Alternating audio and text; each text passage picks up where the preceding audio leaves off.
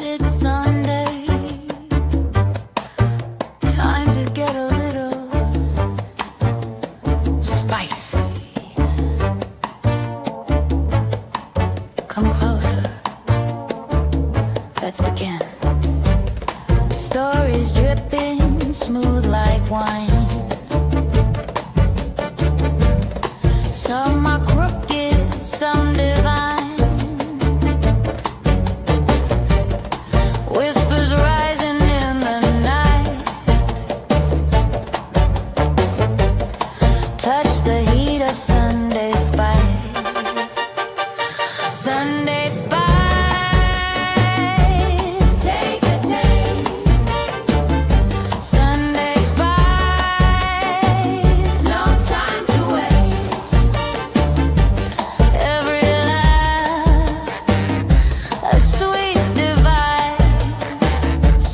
Lose yourself in Sunday spice. Naughty secrets, little lies. Eyes are glowing, tongues collide.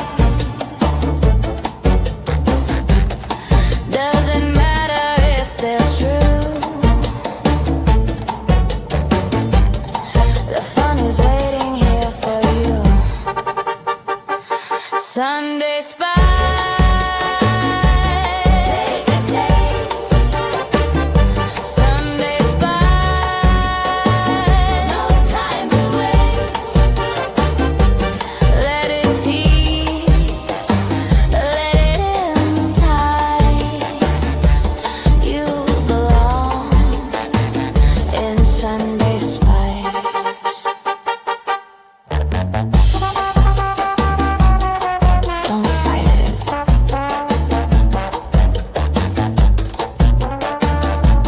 You know what you want. Sunday.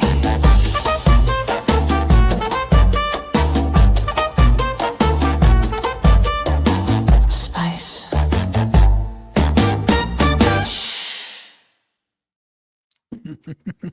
I love that intro. It's so That's good. awesome. It is. Oh, yes. Sometimes I feel I need to run to the bathroom after just having listened to it.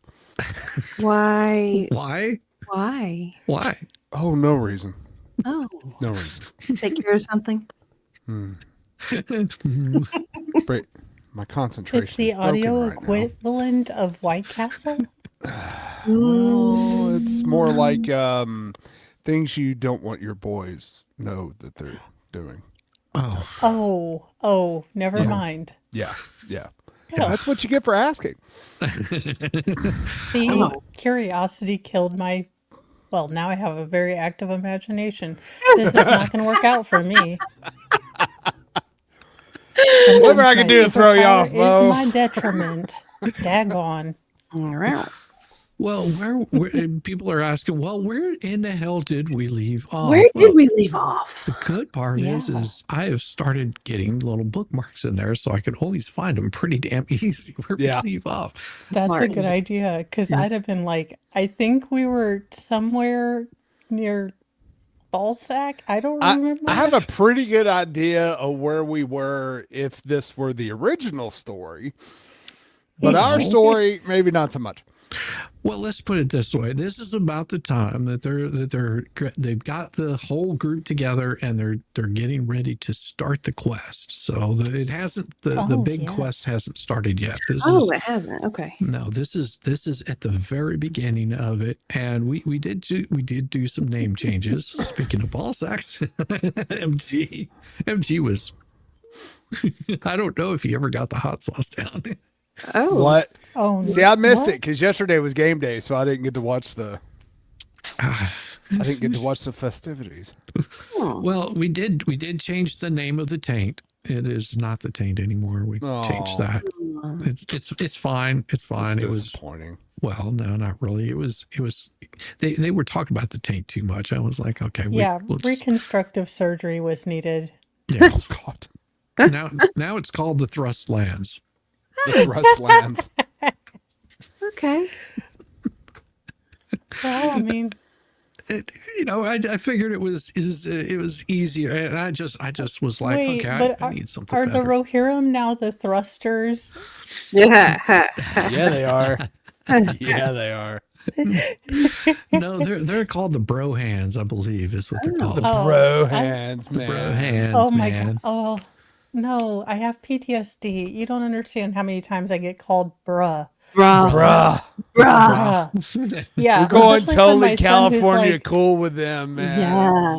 I know because nothing says you've done motherhood well like your 9-year-old saying, when you ask him to do the dishes, bruh, I'm grinding on my game, bruh. Yeah. Like So what you chill. do is you give him one of your like raggedy old bras and sit down there and go, no, this is a bra. I was just like, I am your mother, and I swear to God, I will tell you increasingly horrifying, stories about your birth if you call me bra again. It was the last on the wheel, so he had done 15 shots first. Oh no. Oh. I wonder if he made it to mass this morning. He probably had to beg God to heal him. Yeah, hopefully it was one of those masses where the priest sprinkles you with water. I don't think we're in any festivals or any saint days though, but that always wakes you up. Did they still go around with the incense, kind of? As a recovering Catholic, I haven't been in a Catholic church in so many years. I don't think so. That's See, I don't know. I'm not Catholic, so Prince says that's a negative. He did not make it. I've seen lots of movies, though.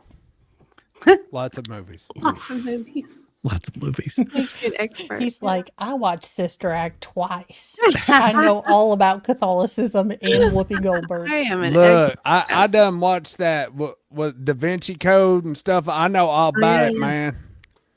No. I know all about it. I know how it's all government conspiracy. Well, it does What was explain it, a lot. the love lines or whatever they called them. It's just like, well, they traced the love lines. I've actually been to the Rosslyn Catholic Cathedral, it's a little church. Yeah. It is tiny. I mean, it is really tiny, but they said because of that movie, there was a lot more interest in it, and they were able to do a bunch of like updates to it, and like get things cleaned up. Yeah. Cool. But it is small, maybe 1,500 square feet. I mean, it's it's tiny. little. Tiny. Yeah. Wow. And it's got all these really intricate angels they said, I think they said there's a count, but it's hard to tell because they're always discovering new ones in different little places, like all these little angels all over the place, like cherubs. It's pretty cool. Kind of like my grandma's Hummels. Although those used to follow you, like when you moved across them in precious moments. I don't Yes. know, like the precious they will follow moments. you across the room. Mhm. Like try There to was steal a- a cookie in front of like the precious Creepy. moments. I love Jesus statue. It's just not going to work. My mom got on this kick. I swear it was for like 10 years. And there was this company that made these elaborate angels. And every year I'd have to get her one for Christmas. I forgot what the name of the company was. But it was just like, oh, wow. Okay. I She didn't still know has they 'em. made this many. Oh, yeah. She still has them, but she kind of got out of, okay, stop buying them. Well, it's like those baskets, the longer burger baskets. Oh, dear Lord.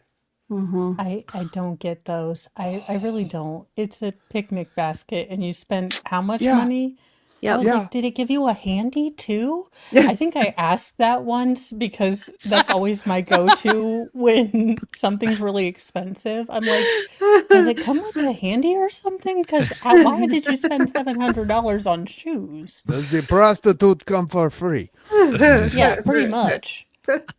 And I didn't realize I'd said it to my mom, and she just looked at me horrified and was like, "Oh crap, I'm not on stream right now." Oh, sorry. Did see there. Sorry. Yeah, like Well, Forgot where I here's where it is. Little Frank stands up and says, "I'll take it." He says quietly, "I'll take the ring to the Thrustlands. The hall stirred. Sam's face went pale. Mary and Pip stared. Bronson scoffed. Chode grunted. Elon leaned forward, eyes bright, while Gary the Gay closed his eyes with something like relief. But Frank added, his voice small but clear, I don't know where in hell I'm going. At once the others stirred to rise. Yamaha placed a firm hand on his shoulder. Then I'll ride with you. Chode thumped his chest and said, dwarves don't let farts walk alone. Count me in. Sparkledash, well, he flicked his hair. Well, someone fabulous has to go, or I'll come too. Sam leapt up, nearly shouting, you're not leaving me behind, Mr. Frank. Not now, not ever. Pimp and Mary sprang up as well, speaking over each other in a babble of protests and declarations. Even Bronson rose, proud and unyielding. I will not see this task done without the strength of men. You may call me a dumbass, but I'll not sit idle while others bear the burden. The hall filled with voices and pledge and protest until Elon raised his hands. The noise fell still. So be it, he said. You shall be the fellowship. He paused, a restless smile flicked, or rather, Gary the Gay leaned in, muttering, don't say anything stupid, Elon.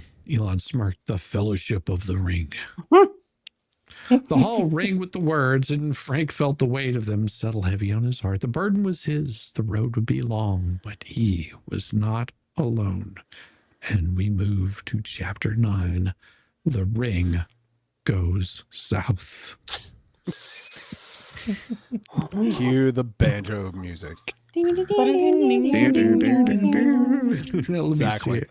I think I got this right. Does that look about right? Something What? like that. Or- No. No. Vorstorm is behind or after me, and Yeah. then Diva. Yeah, so Damn we're it. in the right. Where am I? I just keep Switch me. flipping. There you There we go. go. There we go. Our Now you GPS got is it. broken. Now you got it. Flipping around. The ring goes south. Winter settled heavily over the whole.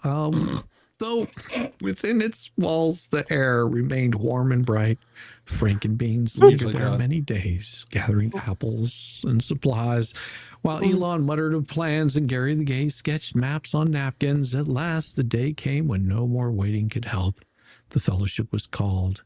They stood in the courtyard, 9 in all, cloaks wrapped tight against the cold. Elon looked them over, his silver jacket flashing faintly, and nodded. 9 walkers against 9 riders, he said. Not bad for odds that look bloody terrible.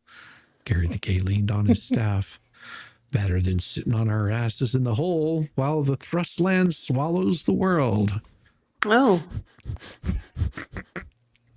Wow. Frank stood small among them, Wow. his pack heavy on his shoulders, the ring heavier still in its little black box, and Sam fussed over his strap-on, muttering about extra food and blankets. Pip juggled a sack of snacks, and Mary tried to look responsible.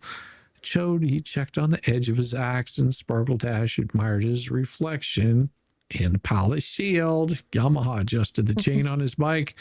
Bronson stretched his broad shoulders like a man already convinced he'd save them all single-handedly. Elon raised a hand. You know your task. The ring must go to the Thrustlands, and only there can it be unmade, but the path is long and the world is cruel. You'll find no shortage of bastards wanting you dead. He smiled faintly, as if amused by the thought. Try not to die too quickly. He stepped back, and Gary the Gay thumped his staff on the stone. Right then, time to walk. And if any of you think of turning back, remember the 9 won't stop until they've shoved you face first into homo. Oh. Wow. Sam- That could be painful. They could be. Just the waxing Just involved. waxing alone. Sam Just made a the face. landscaping. Pip snorted and Mary groaned or moaned because he sounded like he was enjoying himself with this little boa. So they set out. The fellowship of the ring. The first miles were easy enough. The path wound through bright meadows, still clinging to autumn there, crisp but not cruel. They walked in pairs, Frank and Sam whispering together, Pip and Mary scheming loudly, and Chode grumbling about his knees. Sparkledash was rolling his eyes at everything Chode said, and Bronson boasting of his people's valor, and Yamaha trudging ahead in silence, his hand never strayed far from his blade because he probably wanted to stab each one of them through the head. Shut up. Yes, which is why I'm not allowed to carry my sword. This is why Mo has headphones instead of a sword. Yeah. When camp Yeah. was made that night, the humor of the farts lifted them. Well, they Usually will. lifts me too. Spilled half the Good rations. fart joke. And Mary called him a dimwit. Chode grunted something about at least he's good for kindling, and Sparkledash declared his hair needed a very specific conditioner. This journey is already doomed. Well, and even Yamaha cracked a dark laugh at that after he slapped him upside the head and told him to stuff it. But the road Shut your grew cock harsher washer. with each day. The mountains loomed ahead, caped with snow, their passes cold and steep, and always behind them, Gary warned, "I'm coming for you." The shadow followed. Well, they towards the mountains, Hi. their peaks jagged against the winter sky. By the third week, the meadows were gone, and the road gave way to stone. And the fellowship climbed into the cold breath of the heights, and at last they came to the foot of a vast mountain, its flanks sheer and scarred, its peak buried in snow. Gary the Gay raised his staff and squinted up at it. "That is Skidmark," he said, "a foul mountain. It has laughed at many who thought to cross its back." And here's where I'll hand over to Mo. Pip smirked. Skidmark sounds like my uncle's laundry. Chode growled, "Shut it, shit for brains. The mountain will smear you flatter than a pancake." "Elegant as always," Sparkledash muttered, adjusting his glittery scarf. "Elegant my ass," Chode snapped. "Try climbing in sequence, see how far you get." Gary ignored them like a mom, just ignoring all their kids in the back car. Reaching slowly towards his chancla, though. Ah. "The road through the Thrustland lies beyond. If we can't cross the skid mark, we may never reach it. Ready yourselves." They began to climb. The path was narrow, the air thin, the cold biting. Snow stung their eyes and froze in their beards. Frank often stumbled. Sam steadied him. Chode trudged forward like a mule, grumbling about his knees. Sparkledash complained loudly about his hair icing over, and Pip slipped every 10 feet. But as he was, training to be Christy Yamaguchi for Halloween, it kind of worked out for him. He's a method actor. And Mary had to yank him up by the collar. Only Yamaha strode grim and steady, even though his leather caked with frost. "Keep moving or Skidmark will wipe us clean off its ass," he barked. The storm grew worse with every step. Snow swirled and wind howled. Stones rattled down from above. More than once they had to dive aside as rocks crashed along the path. "This isn't weather," Gary muttered. His eyes narrowed. "I mean, my WeatherBug app is like totally broken." "It's the mountain itself. Skidmark doesn't want us here." "Bloody mountain has an attitude?" Bronson shouted over the gale. "Leave me at it. Men have broke worse than snow." "Men have broken plenty, dumbass," Yamaha snapped. "Try breaking wind first. Maybe you'll warm us." Despite the storm, they pressed higher, but by nightfall the snow was waist deep, the cold unbearable, and even Chode had to admit defeat. "Can't go on," he grumbled, slamming his axe into the snow. "This isn't walking, it's dying." Gary stood grim, the snow plastering his beard. "Skidmark has beaten us. This is just like Canton the Blizzard. We must turn back." The fellowship retreated, Both slipping and inches. stumbling down the slope. The storm chasing them like laughter. By dawn, they'd reached the lower valleys again, frostbitten and weary, their hope battered. Frank sank against the rock, shivering, his breath fogging the air. "If we can't pass Skidmark, then what?" Gary's eyes dark as he leaned on his staff. "Well, my friends, Did you there's only track a one road cat left in to this? us." "I don't know, but I've got blue paint." Okay, here's my thing. Now I feel like we have to invite Judson Welcher to test everything with blue paint. I feel like that every court must have a Judson Welcher, like expertologist to come in and say, okay, I had them, use airsoft and I dressed in the victim's clothes down to the underpants. I just love the meteorologist that was pushing his app, talking about well, it was the kind of snow where you could track a cat in it. Wow, that's scientific. I love that he's like, this is a ubiquitous term. Everyone knows how. Everyone knows this. Everyone says like there's just enough snow to track a cat. Isn't that something? Like, the cat meteorological euphemisms are just abounding. But then you wonder, why is a cat out in a snowstorm? Yeah, and why are you Because hunting Mo won't let him cats in because they bring in disgusting things. Probably. The fellowship looked at him uneasy. Sam swallowed hard. What road? Gary's voice dropped heavy as doom. The Oh, road dear. through the mines of Balls Deep. Hartman laughed. The fellowship trudged down from Skidmark, battered from the storm and shame. The valley below was cold but merciful still, though their spirits sank lower each step. By evening they had huddled in a hollow, cloaks drawn tight, steam rising from their breath. Gary the Gauge stood by the fire, his tall shadow against the stone. We can't waste any more time, he said. Skidmark will not yield to us. The only path left is the road through Balls Deep. Tried Even the fire detergent. seemed to... I have a Tide pen. Have a time, man. The fire seemed to flicker uneasily with the words. Balls Deep? Prip croaked, nearly choking on his bread. That can't be a real name. Oh, it's real, Chode rumbled, his eyes glinting. Single entendre. Best dwarf jokes we have. My people delved in it long time ago. Dug greedily, dug deep, too deep. We awoke something that should have stayed buried, like my ex-wife. Sparkledash flipped his hair, unimpressed. Yes, the usual dwarf melodrama. You people can't dig a ditch without finding a monster or something. Again, noticing patterns. What about a man in a Stereotypes boat? are a Can you thing. find that? Say that again, you sparkly cock holster, Chode growled, standing. Later, you two. Kiss later, Yamaha cut in, his tone like iron. Right now we've got two choices. The long way through the open, where the nine will pick us off like flies, or Balls Deep, where at least there's a chance we can slip past unseen. Possibly. As you do. Bronson puffed his chest. Men do not fear deep places. Let's march into Balls Deep and conquer whatever dwells there. That's right. Ball storm. Give him hell. Yamaha glared. You dumbass! You'd march into Dragon's Colon if someone called it glorious. Who wouldn't? Even Gary almost smiled, though his eyes remained grave. It is decided.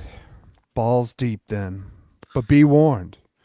Many who go in never come out. Sam shivered. Well, that's comforting.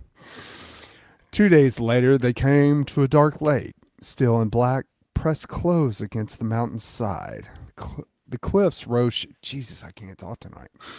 The cliffs rose sheer above it, their faces blank, save for a small, smooth wall half buried in shadow. There, Gary said, pointing with his staff, although it's not polite to point.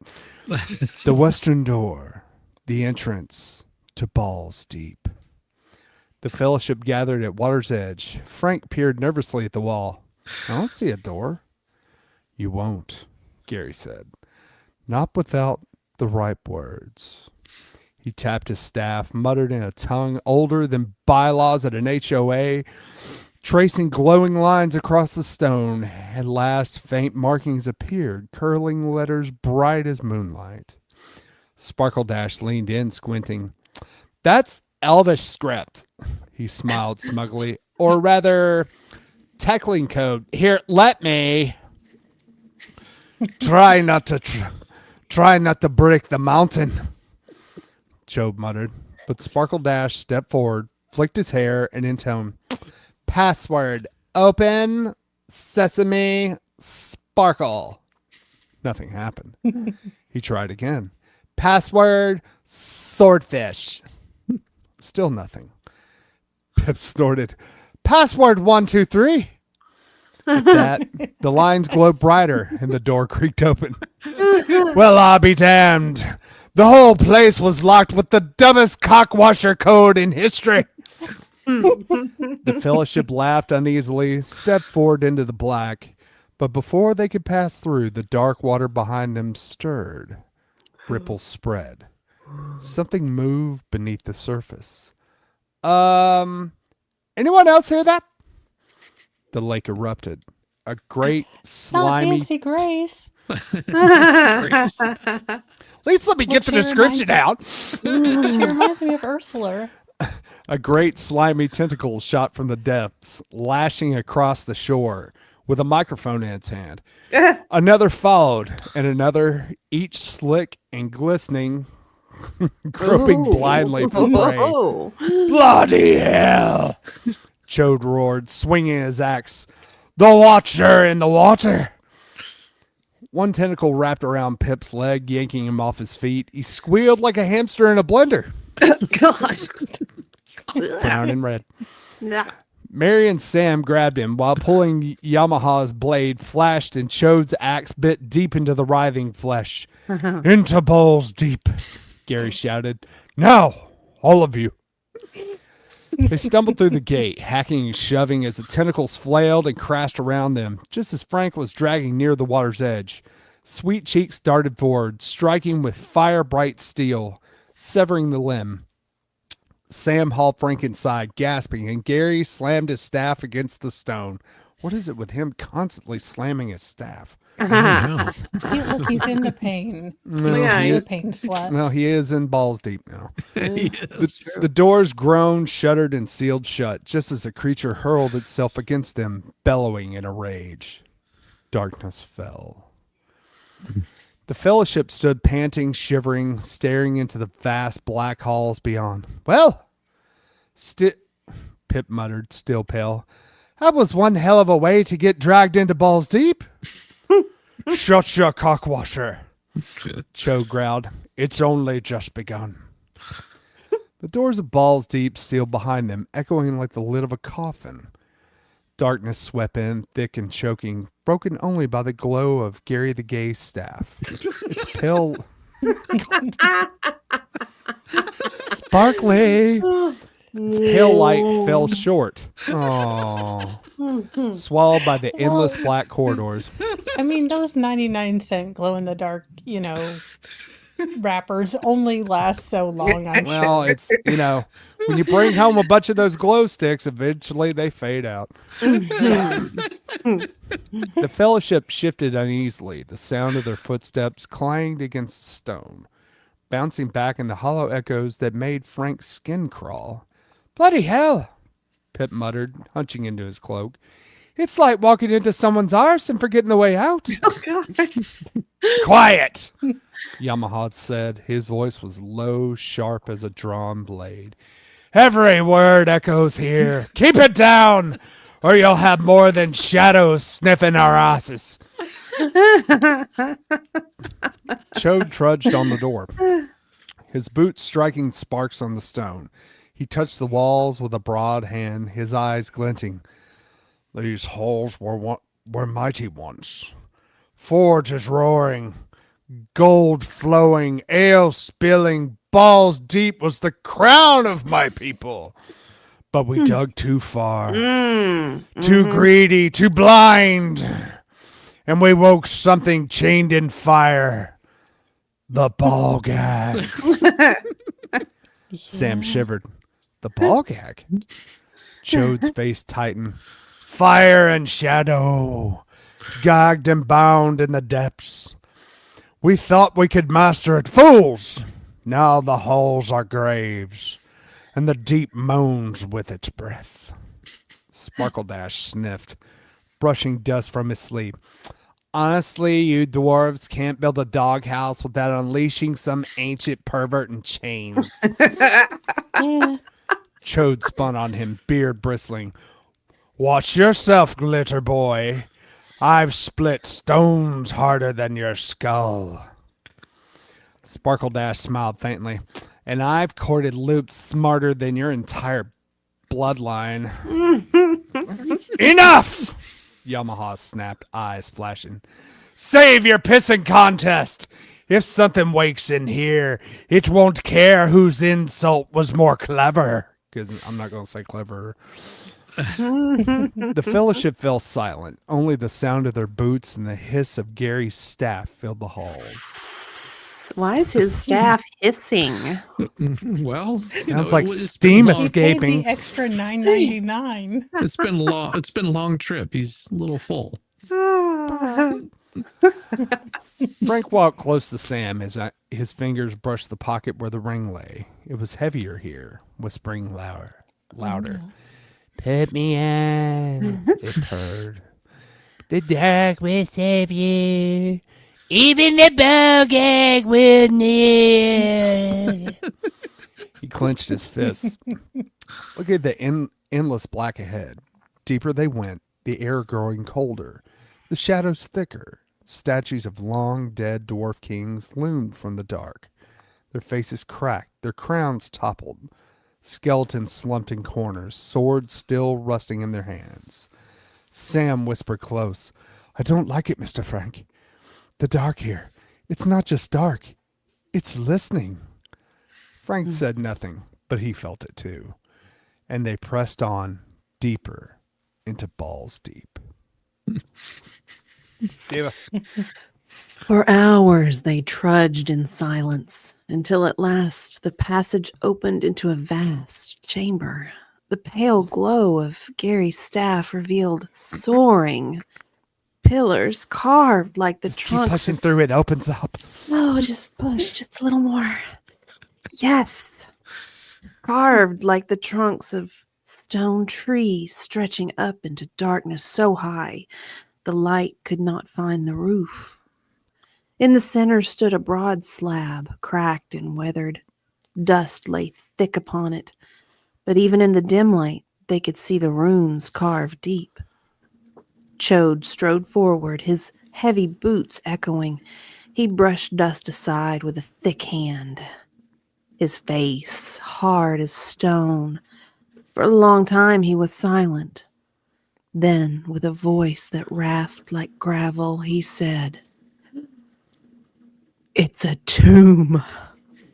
The fellowship It's gathered. not the Toma. Not the Toma. The fellowship gathered close. Frank's chest tightened as he read the name carved there. Balin, son of Fundin, lords of Balls Deep.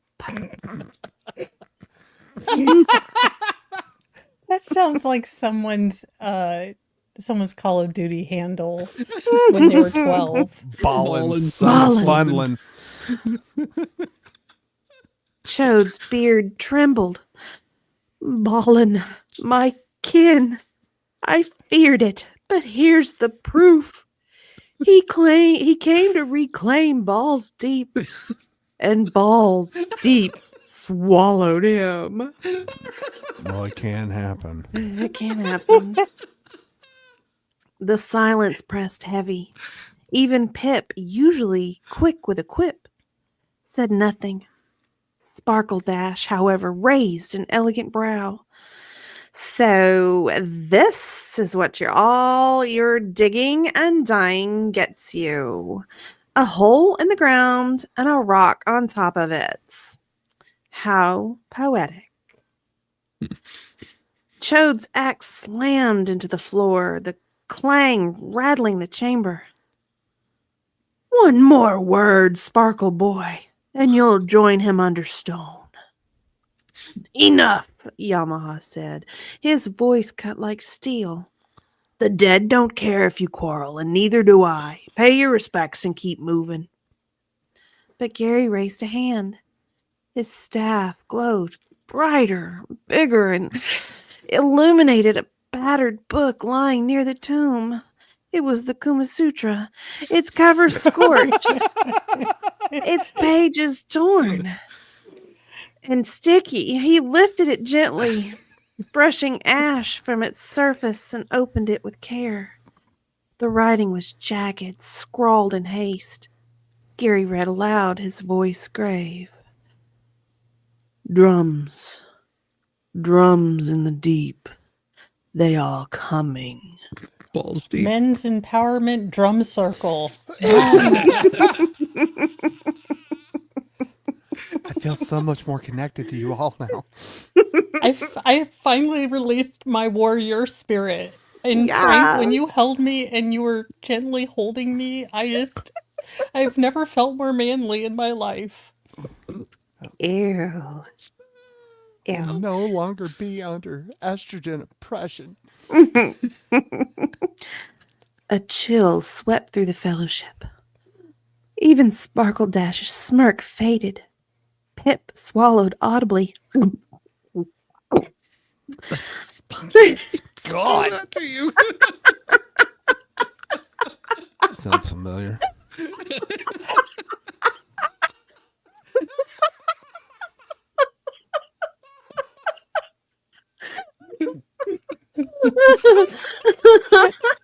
Oh Lord. Sam pressed closer to Frank, and Frank felt a little poke coming through, and the ring in his pocket throbbed like a heartbeat. This is more homoerotic than Top Gun and volleyball scene together. Chode bowed his head Love and fear. over the stone. So that's how it ended. My people dug too far, and they woke the ball gag. The word echoed in the vast chamber like a curse. Then, from the shadows came a sound. Boom. A single drum beat, deep and hollow, rolling through the black halls. The fellowship froze. Boom. Boom. The stone trembled. The air quivered. Frank's blood ran cold.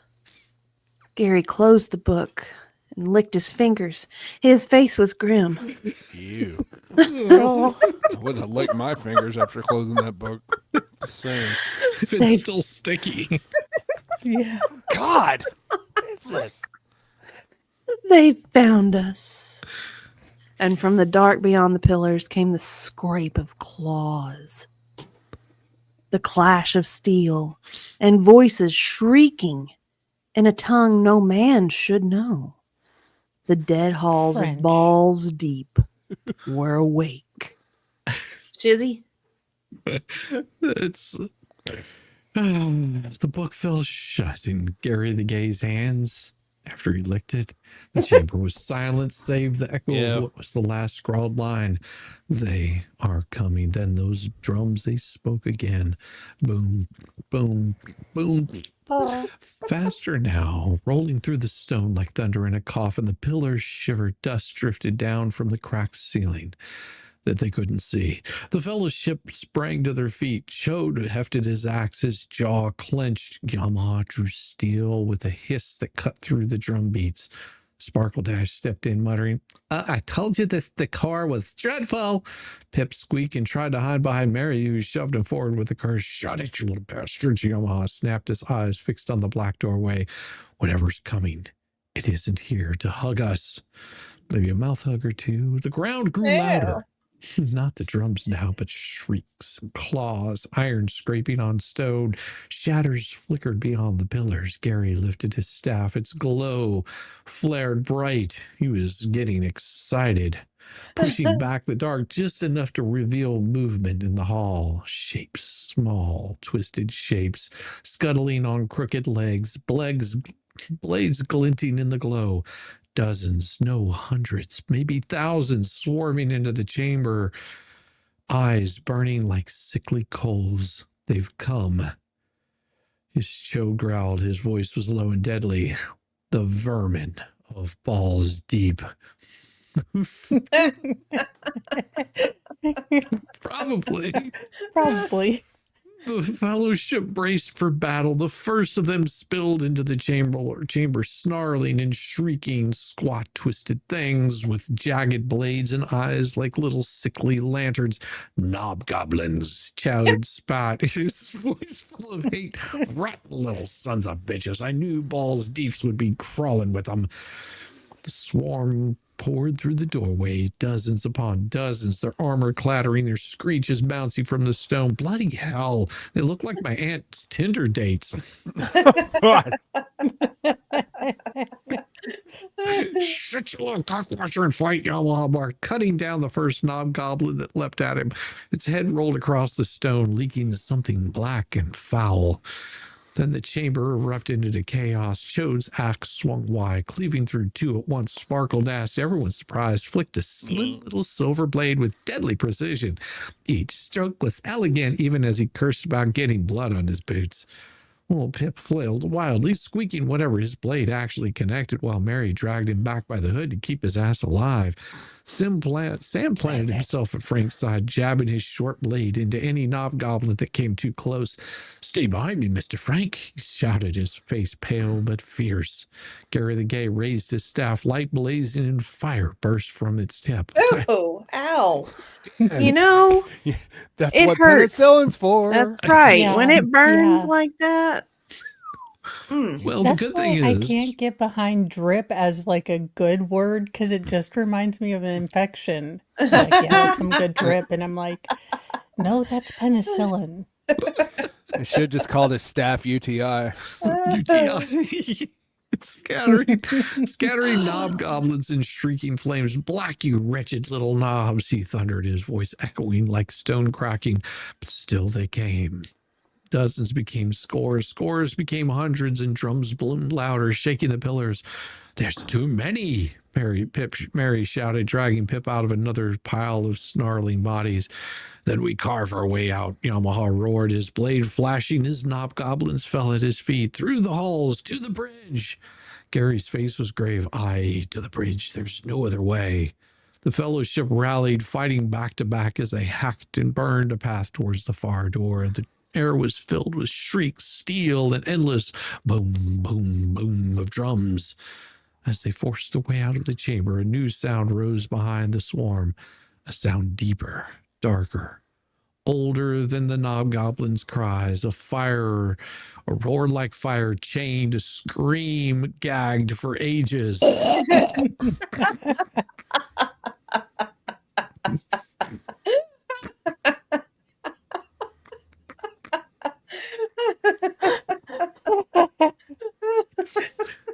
The stone trembled, the torch flickered. Even the knobgoblins faltered, shrieking from the noise. Chode's face went pale. "By the stones," he whispered, "it's awake. The ball gag is coming." The little Well- group stumbled through the choking tunnels of Balls Deep, the stench of mildew and dwarf ass clinging to their cloaks. Ew. Look, all the dwarves were nudist. I mean, what do you expect at Balls Deep retreat? I gotta find a way to use that term in my monologue this week for FNL. Dwarf ass? Dwarf ass. Yeah. Drink and Beans wheezed with every step, clutching the burden, the shiny butthole band of power that was already giving him hemorrhoids. "Shit and beard," muttered Chode, dragging his stubby legs. "These halls were once full of ale, stone, and song. Now it's piss, echoes, and knobgoblins." "Darling, if this is your idea of interior design," Sparkledash said, flicking at imaginary glitter, "remind me to never let a dwarf redecorate my bathroom. Unless I'm going for primitive, and honestly, no. That's a no." Yamaha stalked ahead, blade in hand, eyes sharp. Bronson, the dumbass, lurked close by, whispering ideas or bad ideas under his breath. It was then the drum beats began. Boom, boom, boom. Every stone of balls deep shook. Knobgoblins poured from every crevice, howling and snorting, their armor fashioned out of mismatched beer cans and broken chastity belts. Well, usually when it shakes, it's a good thing. But Old mufflers, catalytic converters, whatever the scrap man brings them. The fellowship swung into action. Gary the Gay raised his staff high. Light this bitch up like Beyonce, he hollered, blasting a fire that singed half the Knobgoblin's pubes clean off, manscaping Brazilians for free. The battle was chaos. Farts swung frying pans and shouted fart jokes that made even the Knobgoblins pause in confusion. Chode roared and split skulls. Sparkledash pranced like a murderous ballerina, leaving trails of sarcasm and blood. Then came the roar. From the abyss behind them, the ball gag stirred. A shadow of fire and leather, whip in hand, teeth like glowing dildos. Oh. He was getting ready to go to an NBA game or WNBA game. Ball gag. WNBA's he's got a new bag mascot. full of dildos to throw on the court too. Honestly, I'd watch the NBA if they had ball gag, the dildo throwing juggler. Of course, what's funny is somebody did that today at the Cleveland Browns game. Somebody threw one on the field. Yeah. Oh, fabulous, Sparkledash muttered. We're about to get spanked by Satan's sex toy. The fellowship fled, racing toward the narrow bridge of balls deep. A stone shaft stretched across a gaping chasm. I believe Tom Arnold also made that joke about Rosie O'Donnell. After defending her honor after singing, well, what we didn't know then wasn't the worst rendition of the national anthem. We've had worse. Roseanne Barr. Yes. Well, no, we've had worse. Who was the chick that forgot the words because she was so hammered? Oh, I forgot that one. Oh, God. I can't remember either. Was that Mariah Carey? Probably. No, Probably. it was some blonde, wasn't it? I don't know. Yeah, I thought it was a country singer of some Yeah. sort. Yeah. What did I step into? You stepped into balls deep. Welcome to Balls see. Deep. The Knobgoblins dared not cross. Even they knew better than to mess with the ball gag. The creature advanced, its whip cracking, its voice like 1,000 moans of regret after bad decisions on Craigslist. Gary the Gay stood firm. You shall not pass this shaft, he bellowed, which is a real change for his normal behavior around shafts. So he was kind of I'm just talking about twist. Shaft. You damn right. He bellowed, planting his staff on the bridge. The ball gag cracked his whip, and Gary's robe flapped dramatically, exposing far more than the fellowship had ever asked to see. The fart shrieked. Yamaha muttered, "Cockwatcher," under his breath, and Bronson nearly tripped over his dumbass feet. With a final clash, Gary smashed his staff, the bridge crumbled, and the ball gag tumbled down the abyss, not before snagging Gary with his whip. Fly, you fart-brained fuckers, Gary shouted as he was dragged down into the darkness with his staff still ablaze. The fellowship escaped, wailing and stumbling, their leader swallowed into the depths of Balls Deep. Ballstorm?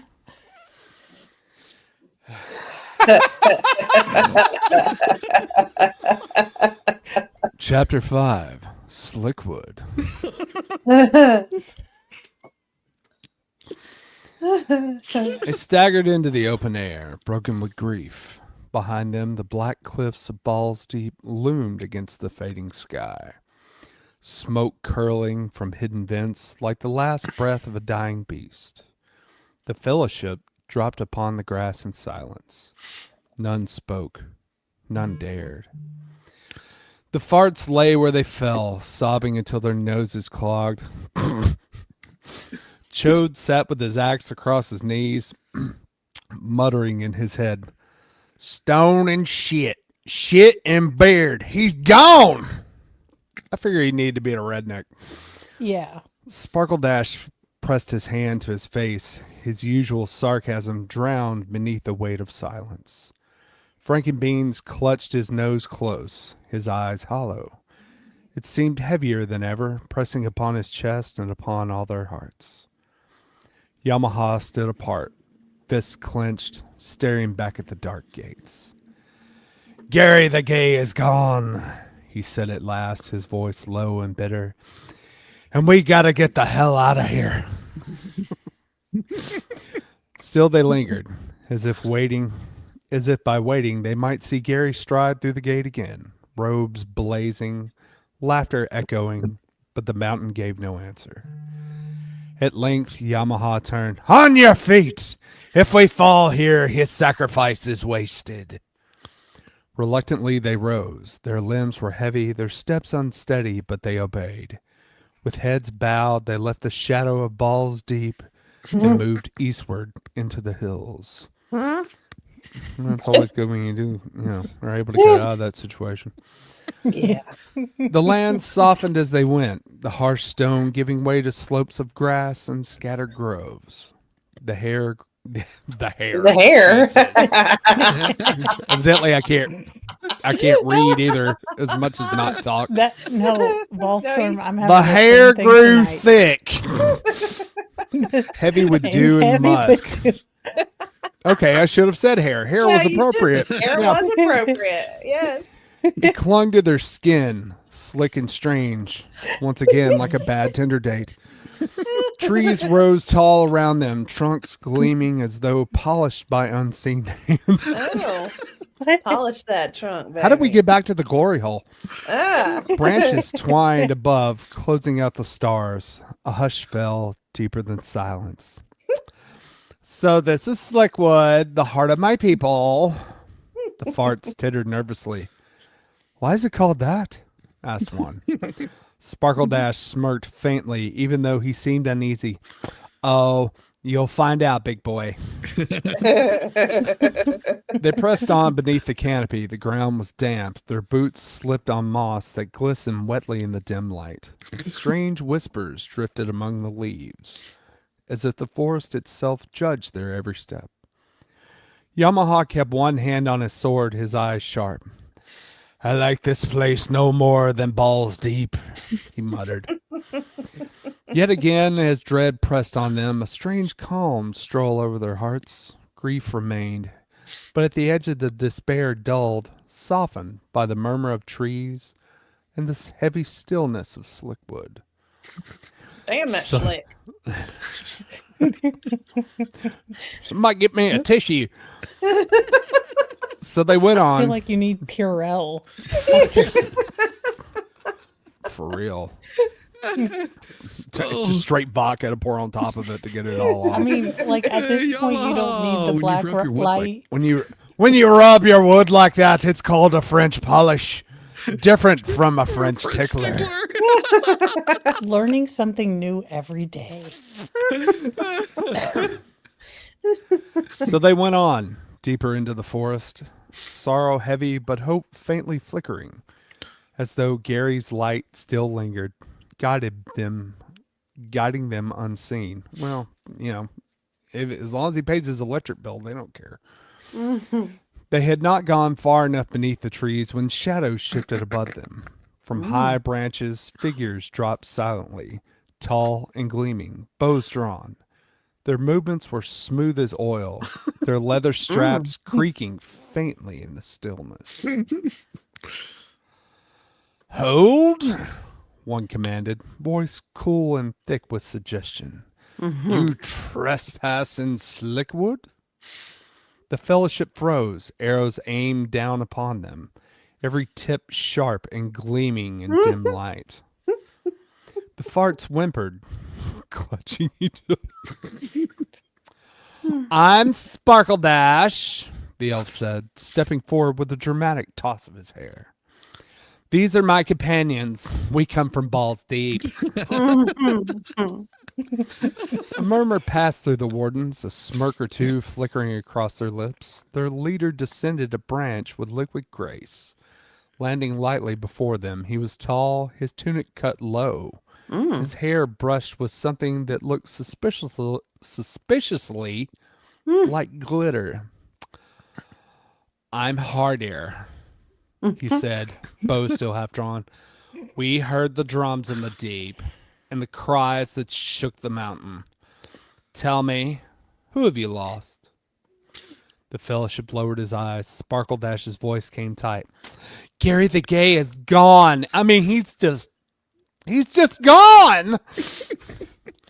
For a moment, even the warden stilled, as if the name carried weight even here. Then Hardhead lowered his bow. Then you're weary, your grief is fresh, but you cannot wander Slickwood unguarded. Come, we'll take you even deeper to Glad Hands, Lady of the Wood. Yeah. She will decide your fate. Yeah. Chode grumble. Shit and beard. Another queen. I thought I was going to say something else. The wardens moved among them, swift and quiet. Ropes of silk and cord were produced. Whether for safety or for show, nobody could tell. The farts squealed nervously as they were nudged forward.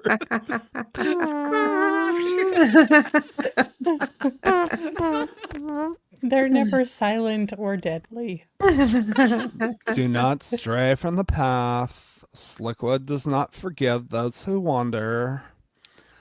So they went under guard, deeper into the glistening forest. The trunks rose taller, polished smooth. The air was heavy with musk. Of course it was. The fellowship walked in silence, the sound of their boots muffled by damp earth. Their grief pressed on them like the trees themselves. Above, unseen voices whispered in the branches. It seemed to Frankenbeans that the forest itself was alive, aware, and faintly judging, like your cat. My mother. Or your mother, or mother-in-law, you know. He held the burden close, as though his arms trembled. He did not let go. And so, weary and mourning, the fellowship followed the strange guides step by step into the heart of Slickwood.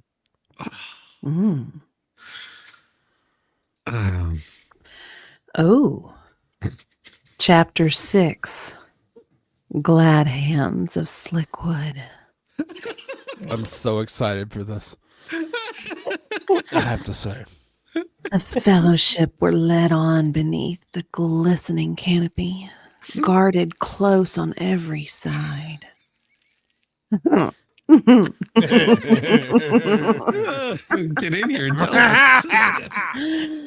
The path wound through trunks polished smooth, damp moss gleaming underfoot, so wet. Above them, unseen voices whispered in a tongue that was half song and half moan. The air clung thick, warm, and strangely intimate until even the farts fell silent. You can't fart when it's nice and wet like that. Yeah. Nothing's gonna kill the mood faster than a little fart. At last they came to a clearing ringed by trees that shone with their own pale glow.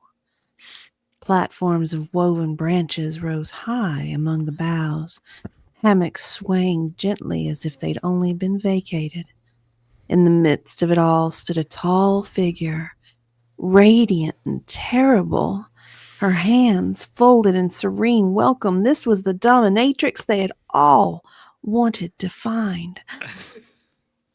I am Glad Hands, she said, her voice smooth as silk, her eyes lit with a lustrous fire. Lady of Slickwood, keeper of the forest's secrets, mistress of all that is damp. And that's the last thing I heard before I lost that $500. Her hands lingered in the air a moment too long, as though she imagined caressing every one of them at once. Oh, wow. Even Sparkledash shifted uneasily. He was tempted. I He thought wasn't- I was. I Am thought I I was- straight? Beside her stood a pale figure with silver hair and the enthusiasm of a boiled potato. I am Dilbert.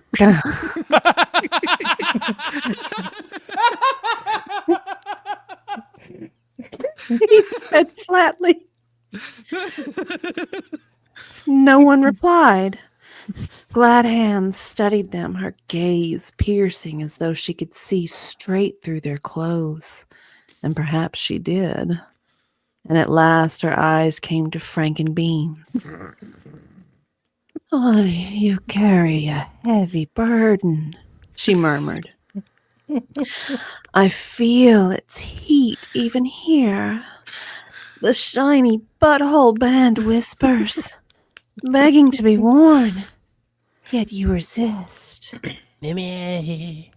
She reached out to touch him, but stopped just short. For now.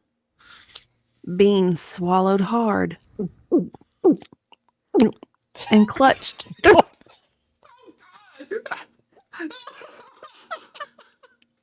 I can't.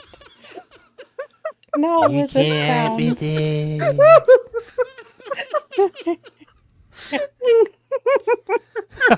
Keep going. I'm almost there.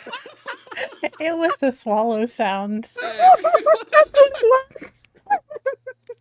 And he clutched the ring tighter. Sparkledash bowed with exaggerated drama. My lady, we come weary from balls deep. Gary the Gay is lost. We beg leave to rest in Slickwood. Glad Hand's expression softened, or perhaps hardened. It was difficult to tell. Gary is gone, she said. But his light has not wholly fled. You will find rest here, and perhaps more than rest. Yeah. Glad Hands has a wash machine she's about to get stuck into for no good reason. We I'll are going teach to this thing how to segue make into biscuits. Your ass is gone. we're going to segue into Narnia, and Mr. Tumnus is showing up, but not the way that C.S. Lewis said. Oh, her eyes lingered on Yamaha, who scowled and shifted away uncomfortably. He wasn't used to a woman playing with him that way. Shit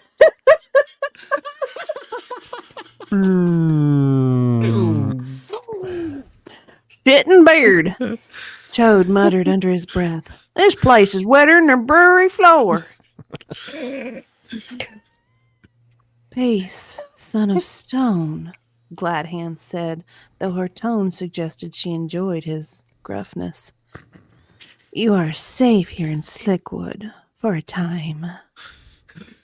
The fellowship were shown off with soft beds of moss beneath the trees. Food was brought, fruits slick with juice, bread damp as if freshly kneaded, wine that burned with strange sweetness. They ate in silence, all of them a little bit aroused, still weary from their loss. Yet the weight of despair eased in the forest's heavy, wet calm. Here you go, Shizzy. But when the night fell and the lanterns of Slickwood glowed like slow drifting fireflies, Glad Hands summoned Beans again. I bet she did. But and he awoke. She said softly, "You shall look into my basin. The mirror of Slickwood shows more than light on water. It shows what was, what is, and what may come, or how many times. If you're brave enough to look into my mirror." Her hand reached towards him once more, stopping just shy of his cheek. "Rest now, my little love muffin, for tomorrow truths will strip you bare." And with that, she turned away, her hands trailing lightly through the air, while Dilbert stood beside her, saying nothing, looking faintly constipated. The fellowship remained in Slickwood many days, though time seemed strange under its dripping boughs. The sun fell dim, the nights glowed with lanterns that swayed like hips in the branches. and the air was ever heavy with that musk. They ate well, yet the food Hey, was air freshener in strange. here. Or a damn dehumidifier. What the hell? I know Mr. Mo's like, we got dampered. There's these little buckets. You get them at Walmart. It would take care of it right quick. It would. Right. The bread was slick and sticky, yet it filled their bellies. The fruits burst with Oh. juices at the slightest bite, leaving the farts in sticky ecstasy. Even the wine, sharp and heady, dulled the edge of their grief, yet sorrow clung to them. Often they spoke little, each thought lost in thought of Gary the Gay. Sometimes they would hear faint echoes, a laugh, a snap of a whip, a shimmer of light, and turn as though expecting to see him stride once more among them. But it was only memory, or the forced tricks. The farts, true to their kind, began to whisper among themselves. They tried more than once to sing their own lament for Gary, but their verses fell to crude jokes and about cheeks and whips. The Sparkledash nearly throttled them before silence was restored. Did Instead, you say he throated? throttled. Oh, okay. Sorry. Choked him out. Yeah. Instead, he sang alone one evening, a sharp and glittering voice rising among the trees, his lament half sorrow, half shade. The wardens listened in silence. Even Chode bowed his head. Yamaha kept mostly apart, sharpening his sword, pacing the edges of their camp like a caged beast. More than once, Sparkledash teased him. Fruiting doesn't bring him back, darling. But the biker said nothing. His eyes always scanned the shadows, looking for something to beat up or kill. Chode found comfort in speaking with the Slickwood elves about stone. Though they cared little for it, he grew restless under the damn boughs, muttering, "Stone and beard, give me a rock, not trees that drip like ale barrels." And Beans, Frankenbeans, grew quieter still. He wandered the mossy paths, clutching the ring. And more than once he thought he heard whispers among the trees, calling his name in voices not his own. He did not tell the others. So the days passed, heavy and strange, until at last Glad Hands summoned Beans to her glistening hall. She stood tall upon a platform woven of branches, her hands folded in serene temptation. Dilbert loitered beside her, expression blank as curdled milk. No. Tomorrow, she told him, you shall look into the mirror of Slickwood, and it will show you what has been, what is, and what may be to come. Kind of like CNN. If you dare. Though few have the strength to look at Joy Reed's face. God. Bean shivered, and he nodded. He knew he could not refuse, but did ask that she at least change it to Fox and give him a warning if Caitlyn Jenner was going to be on. Yeah. Fair. And so the fellowship rested one more night beneath the dripping canopy, each troubled with their grief and dreams, waiting for what the morrow in Slickwood would reveal. Chapter 7, The Mirror of Slickwood. When the moon had risen and the Vaseline. lanterns glowed among the trees, and the cameras had been sufficiently hidden, Beans was summoned. He followed a warden of winding paths that glistened as if freshly oiled. He really did come to understand why Diddy needed all 10,000 of those baby oils. He was just in Slickwood. Welcome to Diddy's house. Yeah. Wait a minute. Didn't this used to be Diddy's? Until he at last came to a clearing high in the boughs where Glad Hands waited. She stood beside a basin of silver filled with not water, but some kind of liquid that shimmered like dew and sweat mingled together. Oh, Baby oil. Like hot dog water. Ew. Her hands floated above it, twitching slightly as if they longed to wander somewhere else. Dilbert wasn't present, but he wasn't present when he was there either, which was perhaps his greatest gift of the evening. Come closer, Frankenbean, she said, her voice smooth and heavy. This is the mirror of Slickwood. Many things it may show, things that were, things that are, things that have yet to slip in. Bean swallowed hard. And if I choose RSVP no, Glad Hands tilted her head, her eyes flashing. then you can walk away. The mirror doesn't command, but those who turn aside often wonder forever what they refuse to see. And I mean, your mom said you would. My mind keeps telling me no, but my body. Bean shuffled closer, clutching the burden against his chest. The basin shimmered and the liquid inside rippled, though no breeze stirred it. He saw only his pale face reflected, eyes wide and frightened. What is it? How does this work? Is it a clap on, clap off thing? Like what? Touchscreen? Glad Hands smiled faintly. Nothing. Only lean in and let Slickwood reveal itself. Frank looked around to see if Chris Henson was going to be out at any point because he did feel a little creeped out. He leaned over, though, because, at this point, they couldn't get any weirder. The liquid stirred, his own face faded away. At first, he saw far lands under dark skies, villages in ruin, families fleeing, smoke curling from fields. Then he realized that was only Gary, Indiana. He then saw Knobgoblins marching, countless hordes, their cruel blades flashing, their drums pounding like the beat of some filthy tavern song. The scene shifted. Vast towers rose in the Thrustlands, black and jagged, surrounded by pits that belched fire. And from within that smoke, a circle of flame opened, vast, raw, and terrible. And at the center burned a red, pulsing glare. A Yes. Get sphincter. a Tux whispered. medicated pad, man. His voice small and nearly swallowed by the forest hush. The great flaming sphincter stared. Again, we really have to stop making fun of Joy Behar. Oh, Stared out from the heart of the Thrustlands, its fiery rim tightening and loosening with a dreadful rhythm. He scoured the earth, seeking and searching. Beans felt it probing toward him, as if sniffing him out through the mirror. He staggered back, clutching the ring, and nearly cried aloud. "Steady," said Glad Hands, her voice cool but urgent. "Don't let it pierce you. I don't think that's how it works. This is all. I feel like this is Twin Flames, and we're talking about a spiritual penis again. I don't think that's how any of this works. Spiritual penis. The sphincter sees much, but not all. Close yourself. And that's actually good practical advice. Do not open yourself to any sphincters. Never. Never. No.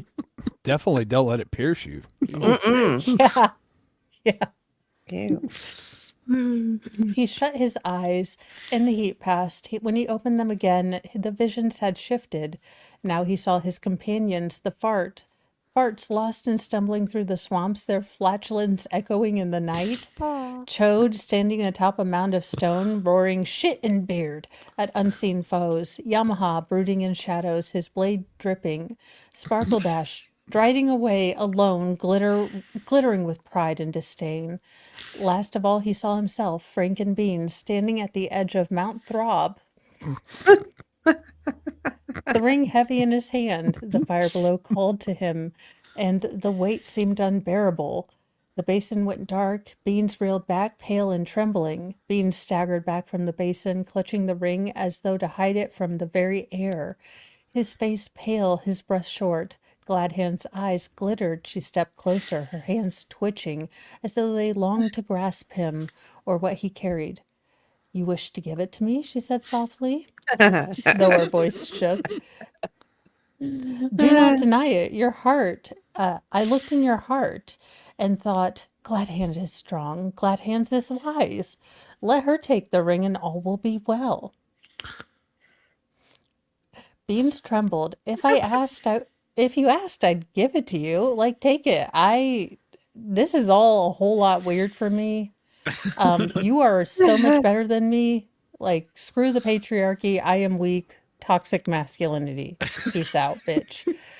Then Glad Hands straightened. A terrible light blazed about her, and her voice rang through the clearing like thunder muffled by silk.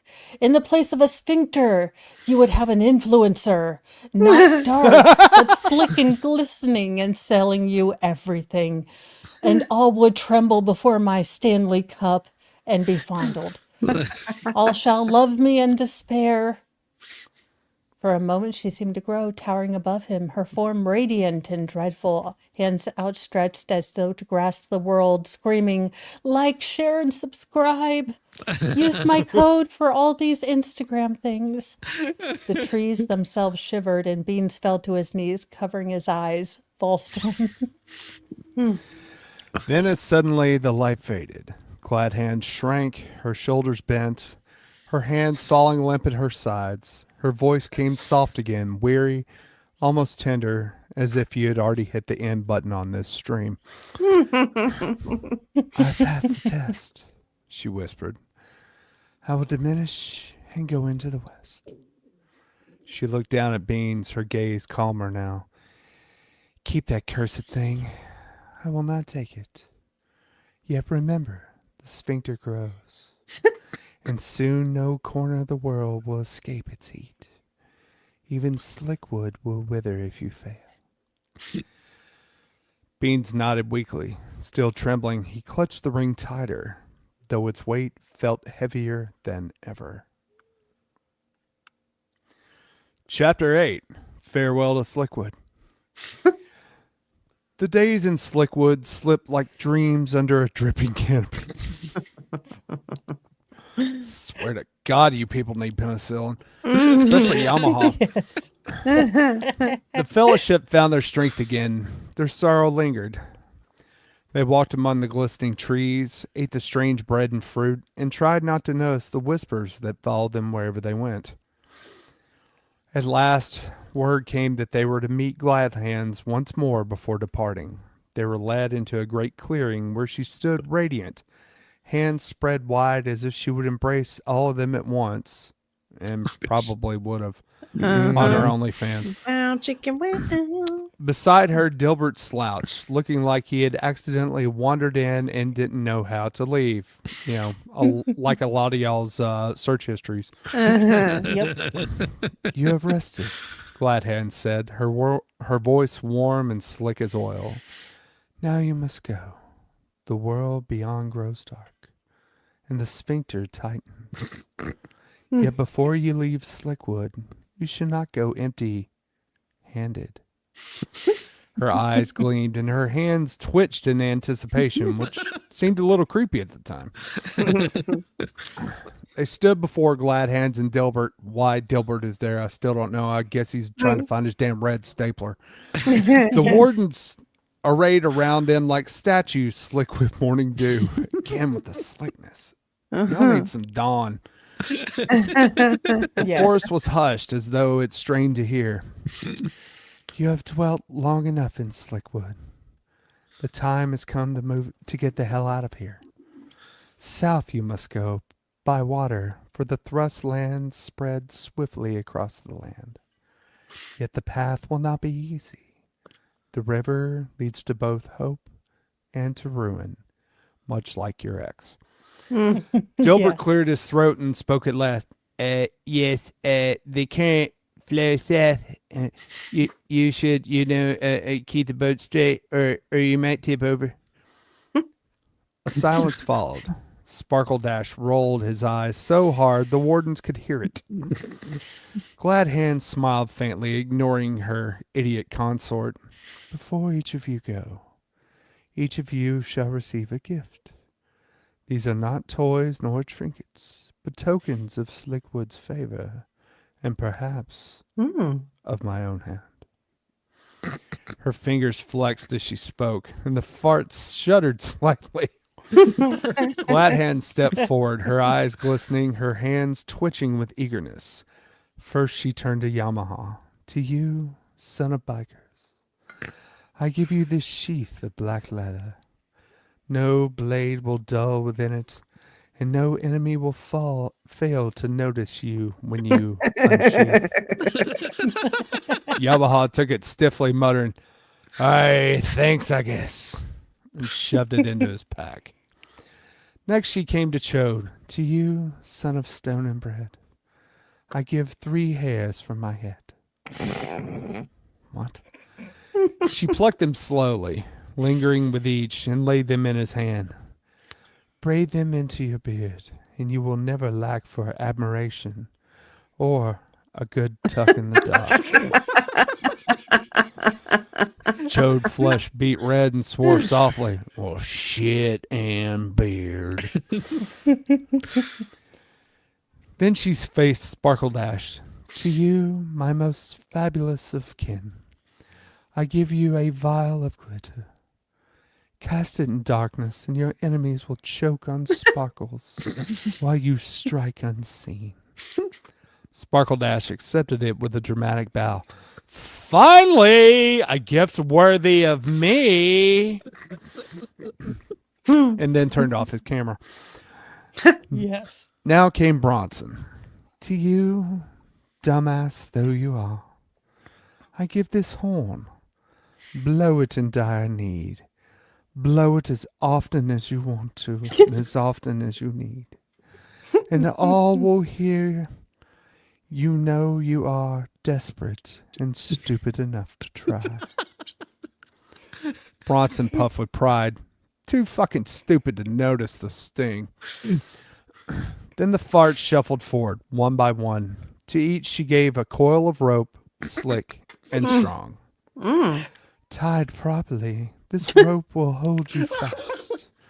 Tied poorly, well, you may discover new pleasure. Oh, ho, ho, ho. The farts giggled nervously, clutching their ropes like toys. And at last she turned to Frank and Beans, her gaze softened, her voice dropping low. And to you, Ring Bearer, I give this vial. It holds the slick light of our forest, caught in water and glass.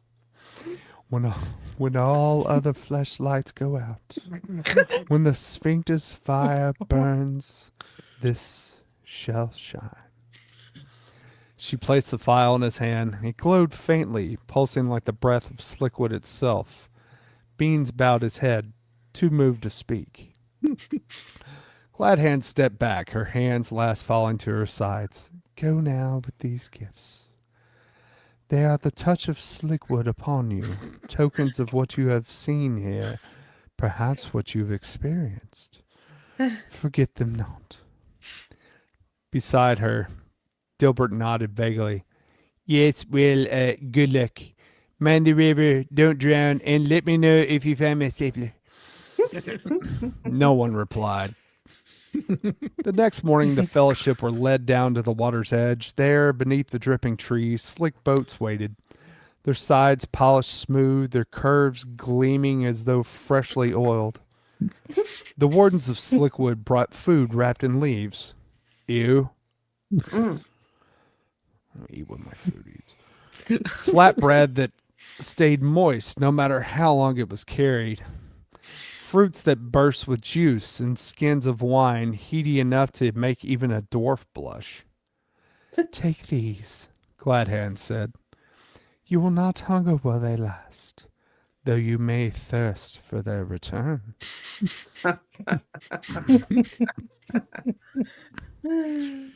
I'd pay a lot of money for that kind of accommodation. The farts stuffed themselves clumsily even before the loading was done. Sparkledash scolded them for dribbling juice down their fronts, though he licked a smear of it off of his own wrist with suspicious relish. And started to question his own sexuality. At last, the boats were ready. The fellowship climbed in, uncertain and unsteady, while the warden steadied the craft with deft hands. Chode swore about trusting shiny bits of wood to carry them, but Yamaha shoved him aboard with a grunt.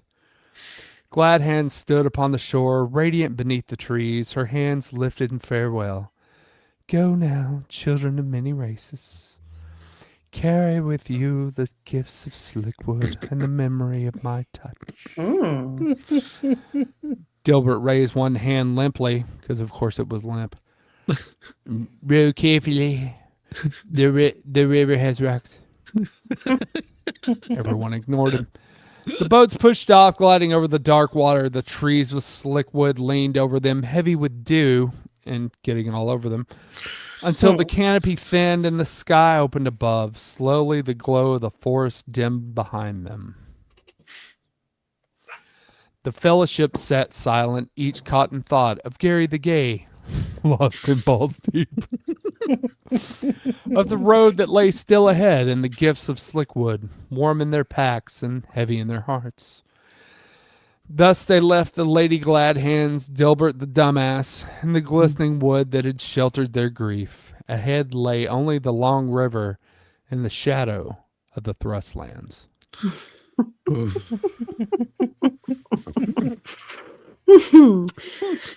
Chapter 9. The Great River. Great. The Great River. The fellowship drifted southward, their boats gliding smooth and silent upon the current. The slickwood faded behind them, its dripping trees no more than a glimmer in the mist.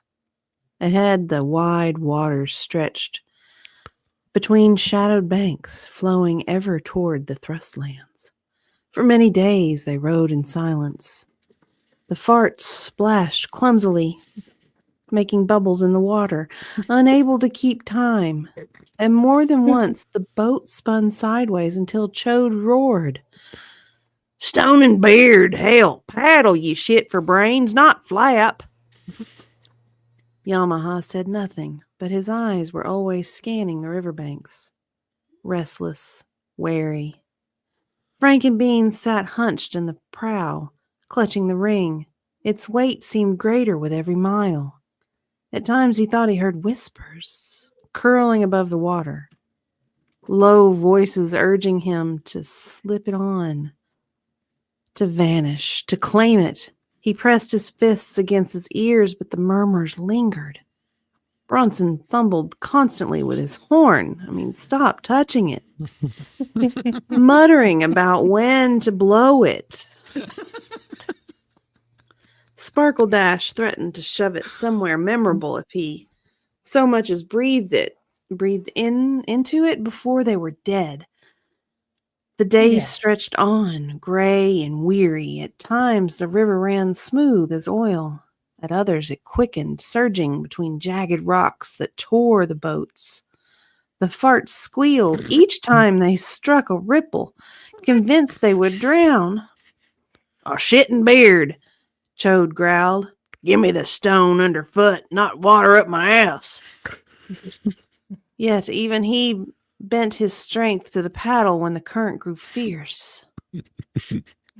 Then came the shadows. Once at dusk, Beans looked up and saw a dark shape passing across the moon, vast, winged, and terrible. He cried out, and all turned their eyes skyward. "What was that?" whispered a fart. "A servant of the sphincter," Sparkledash said grimly. "Or worse." Again and again the shapes returned, high and distant, wheeling above the river. Each time a hush fell over the fellowship, and the weight of the ring grew heavier still.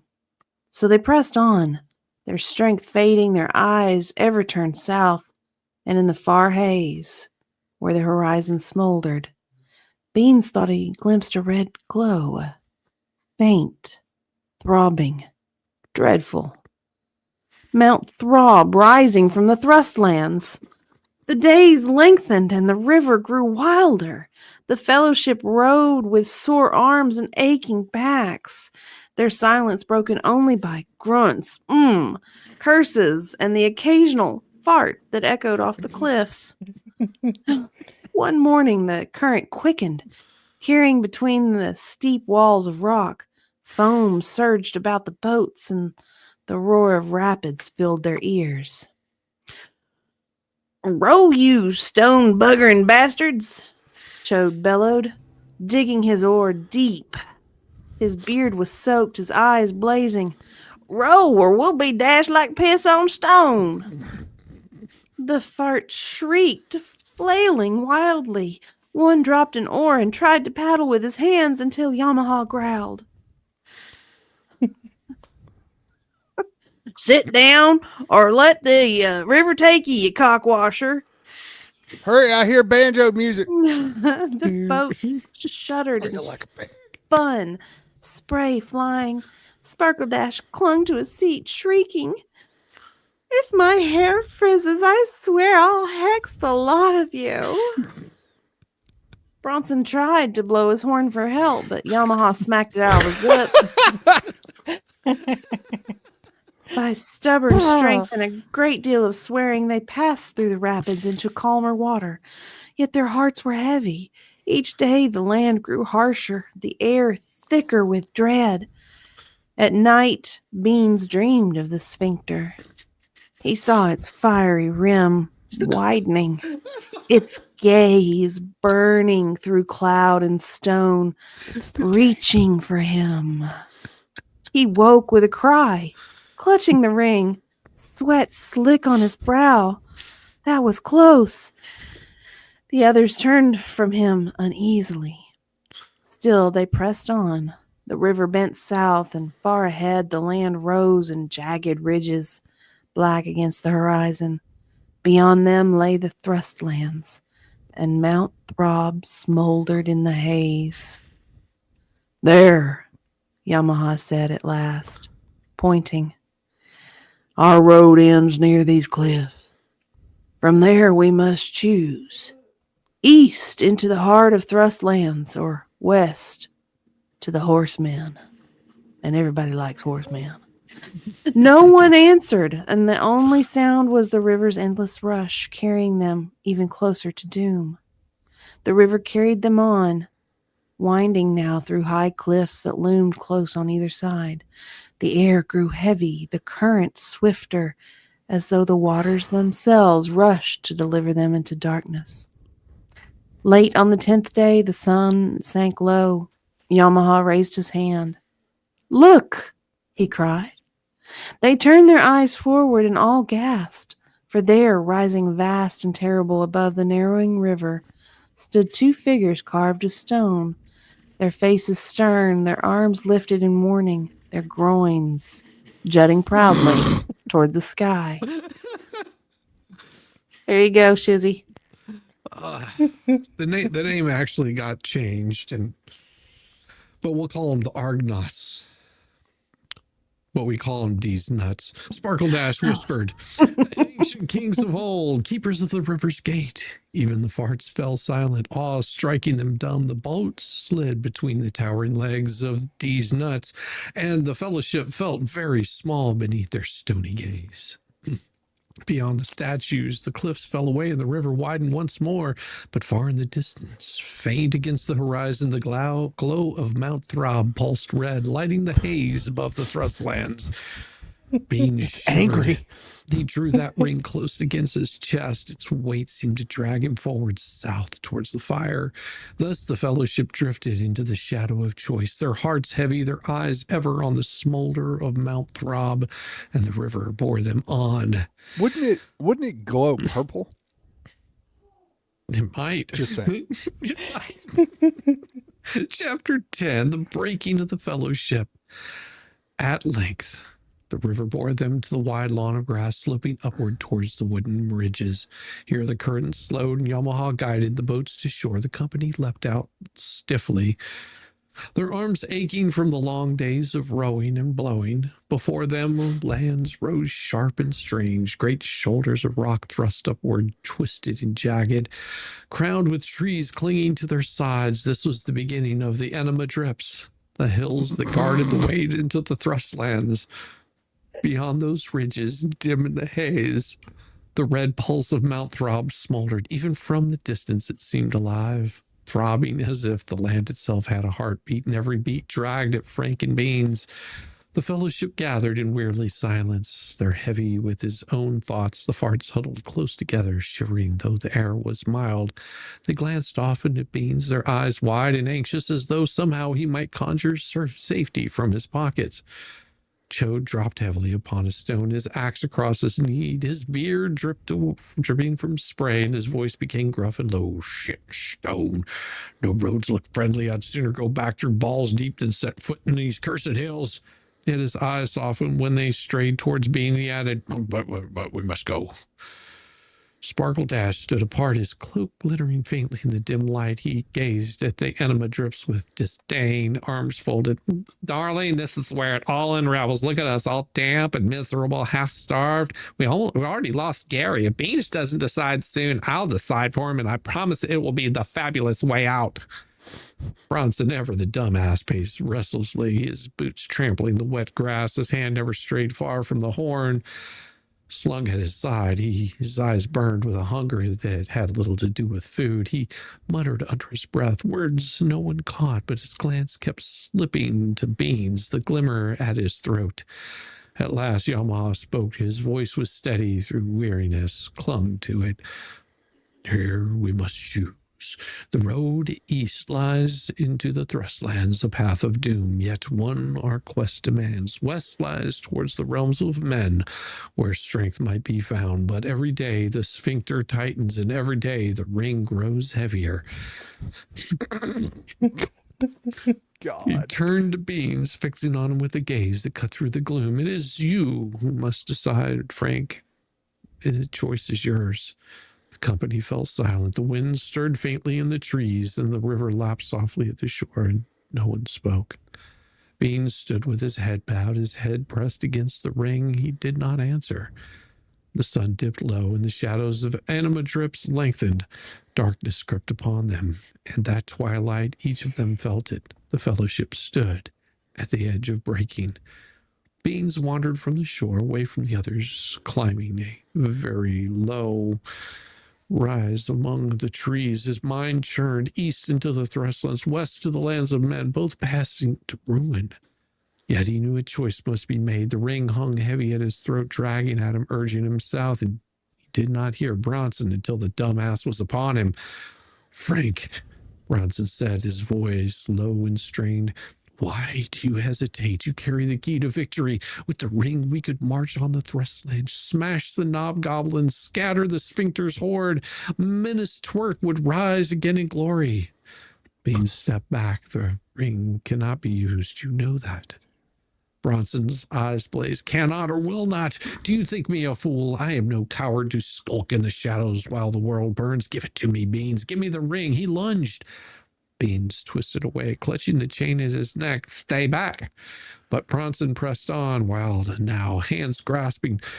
With it, I could save us all. Why should a silly little fart carry what a man could wield? Why should you decide our fate? He sprang, and Beans stumbled, falling to the grass. Bronson loomed over him, his breath hot, his hands snatching for the chain. Terror seized Beans. His fingers clutched around the ring, and before he knew it, he had slipped it upon his finger. At once the world changed. The clearing blurred, shadows deep, and the air grew heavy. Bronson cried out, groping blindly, his rage spilling into the emptiness where Beans had stood. Curse you, come back, give it to me, he shouted, clawing at the air. But Beans was gone, vanished into the unseen. No? Heart hammering, invisible, Beans fled up the slope toward the heights of Am I Horny? Bronson's cries echoing behind him. We're reaching for names now, aren't we? Slightly. Scotch. There upon the crown of the hill stood a wide seat of ancient stone. Beans sank upon it, gasping for breath. But as he clutched the ring, the world shifted around him. The forest fell away. His sight lifted, soaring, as if he was looking down upon all the lands at once. He saw the silver rivers gleaming like thread, the cliffs of enema drips winding into the haze. He saw Slickwood dim and glimmering far to the south or to the north. He saw Balls Deep, black and broken, smoke still steeping from its crack. Still farther, he saw the Thrustlands. The land was scorched and barren, its plains crawling with Knobgoblins beyond count. Fires burned in endless trash pits, smoke belching upward. The mist of it rose, Mount Throb, red and furious, its peak pulsing with molten flame. Again, see a doctor. Penicillin. Beans trembled, for above that fire a shadow grew vast and dreadful. Out of the dark a circle flared. The great flaming sphincter, its rim clenched and loosened, burning and with a burning gaze that scoured the land. And suddenly it turned. It felt him. Someone call an Ew. adult. The sphincter's eye seared across the sky, probing and searching. It locked upon him at last. He felt naked, pierced through. His very soul lay bare. A voice thundered in his mind. I see you. Beans cried aloud, clawing at the ring. In panic, he tore it from his finger. The vision vanished. The florist returned. He lay gasping on the stone of Am I Horny, sweat pouring from him. I mean, when you're on top of a mound, if you're not having sweat pouring from you, I mean, is it a good time? The ring was cold and heavy once again in his hand. Below he heard shouts, Yamaha's voice calling, Sparkledash shrieking, Chode roaring. The fellowship was scattering, searching, but Beans knew the truth. The ring had nearly betrayed him, and the fellowship could no longer protect him. If the quest were to continue, it had to be alone. At the river bank he came to the boats. One lay ready, its prow resting in the shallows. He laid his hand upon it, his breath heavy. I must go alone, he whispered. The ring calls me to Mount Throb. If they're to follow, they'll be destroyed. The road is mine. He pushed the boat into the water, but as he climbed in, a shout came from behind. Bean! Mr. Beans, wait for me! Damn it all to hell, Frank thought. It was one of the farts, the loyal one, the fat one with the potato thing. Cheeks red, eyes streaming with tears. Frank wondered for just a minute if he had a uterus. He splashed into the water, tripping and choking, nearly drowning before he caught the side of the boat. Beans reached out in horror. No, go back. You'll drown. I want you to be safe. Anything that would get this man away from him. But the fart clung stubbornly, coughing up river water. I told you, I'm not leaving you. Where you go, I go, even into the Thrustlands, even into Mount Throb. You can't shake me off. I'm a It'd be more clinger. like a shark Like than it a would crazy YouTube stalker. Yes. Beans hauled him aboard, dripping and gasping, because he figured if he left him in the water, that would be, I mean, at least some kind of manslaughter. His be heart slaughter broke of a fart. pretty Fart slaughter. Fart slaughter. fart slaughter. Then we go together, he said, whispering for fuck's sake under his breath. And so the boat slid into the current, carrying Frank and Beans and his faithful fart southward. Alone upon the long road to the Thrustlands, behind them the fellowship lay broken, scattered on the shores of Am I Horny. Ahead burned the red glow of Mount Throb, rising above the dark land of the Thrustlands, where the great flaming sphincter watched and waited. Thus ended the fellowship of the farts. Oh. If you can't have a fellowship of farts, I mean, what good? Book 3, Chapter 1. The Departure of Bronson the Dumbass. Yamaha ran hard beneath the trees, his ears straining for the sound of the horn. Once, twice, it echoed across the wind, desperate and fierce. Now it came no more, and dread pressed upon his heart. At last he came upon a glade strewn with dead Knobgoblins. Their bodies lay hacked and hewn, their black blood soaking the trampled grass, and at the center, propped against a tree, sat Bronson, son of Brohan. Dude. Bro. Brohan. Brohan. Arrows bristled from his chest and side, their shafts black-feathered. His sword lay broken upon the ground. It was basically the largest defeat you'd ever seen of one individual. And his great horn had been cloven in two, which was, a great comfort to everybody, really. Yeah, it was Yep. kind of a public service. I mean, It's hashtag like, not all eh, knobgoblins. Yeah, we lose him, but now we don't have to hear the horn. I don't see the problem. Yeah. Stop playing with your horn. Stop playing with your horn. His breath came ragged, but his eyes burned yet with fevered fire. Yamaha, he whispered as the biker knelt beside him. They've taken them, the little farts. The knobgoblins seized them. I fought. I blew my horn. His hands groped weakly at the shattered pieces beside him, but no help came. Aye, you fought as you could, said Yamaha, his face grim. Bronson's eyes flickered. I tried to take it, the ring. I thought I could use it and save us all. His voice broke into a cough, red staining his lips. But Beans fled. He was right, too. I'm a dumbass. A dumbass to the end. Yamaha bowed his head because, well, he was right. His hands clasped Bronson's cold fingers. Yes, you were. Bronson gave a strained laugh that turned to blood. Oh, God. Tell Brohan. Tell my city I fought for them. That I did not fall a coward. Just a dumbass in battle. His eyes clouded, his breath rattled once more, and then his hand fell back against the tree. So Bronson, the dumbass, died. Yamaha knelt beside him, the forest hushed, the shadows deepened. At last he rose, heavy of heart, and looked upon the slain that lay about. He fell as he lived, bold, foolish, and loud. May the waters bear him gently. And he stood in silence until the sound of hurried steps broke the stillness behind him. Yamaha did not turn. His footsteps broke the hush behind him. Sparkledash and Chode came into the glade, their eyes wide at the carnage. He's fucking dead, Yamaha said.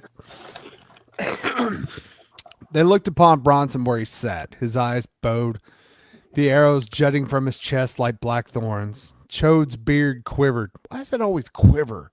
Why is his beard always quivered? I don't know. His voice came rough. Stone and beard. He was a fool, yeah. But he died like few men do. Shit and stone, there's courage in that. Even if it was dumbass courage. Sparkledash folded his arms, lip pursed.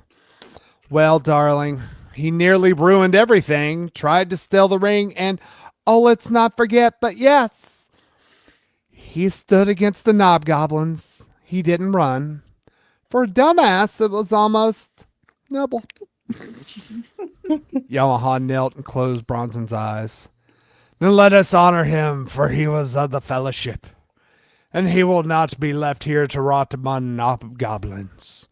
Use not the power of the black light, for it shall align our presence at the finest in the forest. Sorry. That's so perfect. It's the ominous warning of the pumpernickel tickle. That sounds like a move that Baker would use. Like if Yeah. you're arrested. Pumpernickel tickle. I'm sure he can draw it. I bet he could.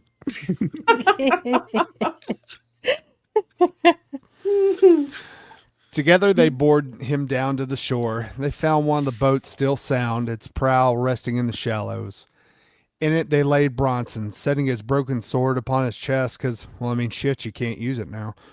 And the sundered horn at his side. Thank God for that one. Yep. Chode plucked 3 hairs from his beard. Not the same 3 hairs that he had braided in there. No, different I don't know hairs. what it is about Oh, the okay. 3 hairs thing either. And tucked them beneath the man's hands. Sparkledash added a sprig of glittering leaf from slickwood. When all was done, they pushed the boat into the current and poured some kerosene on the sumbitch and just let it burn. It slid out upon the water, gliding smooth and silent. The river bored away down the long stream between the towering legs of these nuts, whose stone gaze looked ever south. Long they watched until the boat was but a speck, then nothing at all. Farewell, Bronson. son of Brohan. Your horn is broken, but your stand will be remembered. May the waters bear you to rest. For a time none spoke, only the rush of the water answered. At last Yamaha turned from the water. Come on! We can't be lollygagging around here. The farts are in the hands of the Knobgoblins and the trail is fresh. Chode bent low, his eyes scanning the trampled earth. Shit and beard. They passed here not an hour ago. Many feet, many boats, foul tracks, pretty much a smell of weed coming from them. And they run swift, but are burdened with captives. Sparkledash crouched beside him, flickering a twig disdainfully. Darling, even I can read this mess. They drag the little idiots like sacks of grain. Poor fools. I only hope they don't fart themselves to death before we find them. Yamaha's face was stern. We have no hope of overtaking them by waiting. Beans is gone, perhaps into the Thrustlands already. Bronson's dead. The farts remain. For them, we run. Chode hefted his axe, his beard bristling. Yep, we'll run till our legs break, or till my beard splits, but we ain't letting them be abandoned. And I, Sparkledash drawing his bow, will keep my hair unfrizzed while I do it. Some things are sacred. So the three set forth in a swift trot, their eyes keen upon the trail, though field and furrow they went, tireless and grim, never pausing to save to read a mark upon the ground. Thus began the chase across the wide lands of Brohan, Yamaha the biker, Chode the dwarf, and Sparkledash the Techling, swift and relentless in pursuit of the Knobgoblins who bore the farts away.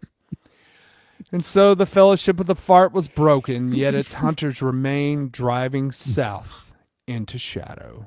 And this is a good time to end. Let me bookmark this thing, and man, What do you know? Bruh. Bruh. Yeah. Crazy bruh. Brohan. Trying to play my game, bruh. Bruh. Yep. Oh my gosh. Every one of them just sounds like, oh gosh, Patrick Swayze from Point Break. Yes. It would Bodie. do. I haven't Parody. seen that. I haven't seen that movie. I One of the haven't seen it many. in a long time. Well, either that or Pauly Shore from Encino Man.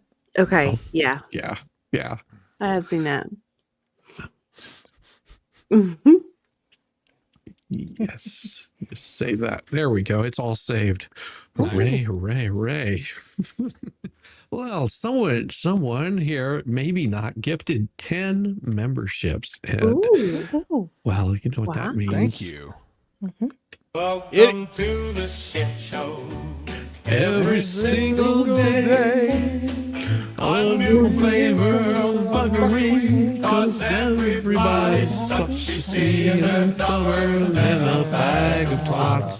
Monday, Tuesday, Wednesday, and then 4 more days of increasingly stupid, ridiculous, ignorant, balderdash, poppycock, bollocks, and flippery. All over again.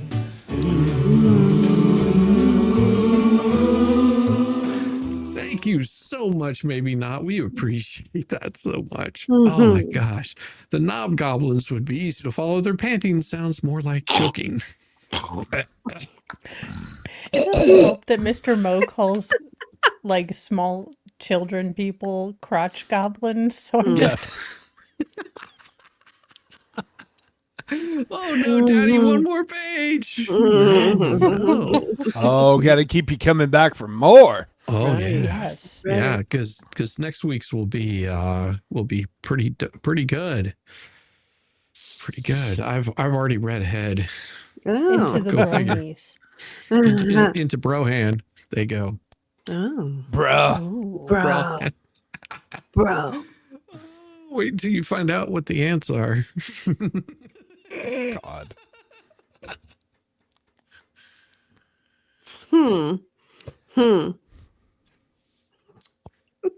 It's good. I'm telling you, it's good. Well, I love it because we'll be reading and then comes a line of ridiculous that I'm like, just let me get through this without snort laughing. Will there be pictures? Oh no, we can't do pictures. Oh no. No, we're not showing pictures of flaming sphincters. You don't want to know what AI would come up with. It'll No. be pretty cool. I bet. Huh. Now I want to see. I Now might you play want to do with some that. paintings, don't you? Yeah. Now I want to Yeah. do some new artwork. Dio's going to be our illustrator for the book. Oh my gosh. Can you imagine the playing cards with like Sparkledash and Glad Hands? I mean, Ooh, yeah. Which one would be the queen? Mhm. Well, which depends one on of them isn't a queen, I think is the bigger question of the story. Everybody, thank you so much for coming by for another episode of Sunday Spice. And Mo, what do you got coming up? Anything besides the Twin Flames Monday? Let's see. I always do musing. So if you want just about 10 minutes of unfiltered like just randomness in the morning as I'm pulling stories, that's what I do. And then I've got Mornings with Mo where we do headlines, true crime, and all the absurd news. Nothing really political. I let y'all think for yourselves. I'll be hanging out with Megan Fox. She's doing a trial about some Yes. medical kidnapping that's taking place in Georgia. So definitely check that out. And then I'll be hanging out with Shizzy because on Mondays we look at culty stuff. Yes, we do. And of Alright. course, Diva, Ballstorm, anything? We like to leave everybody kind of guessing. There might be a like show one day. I'm like a YouTube ninja, man. I just pop up. Yeah. It's like a food truck. Yeah, Just pop it is. off and makes you Yeah. sick. Makes you really sick. And then you hope you never see it again. And I'll be doing an art stream at some point this month. So there's that. That'll be very good. Well, make sure you guys sub up to these fine folks if you haven't already. And we will see you guys tomorrow. Peace. Peace. Bye.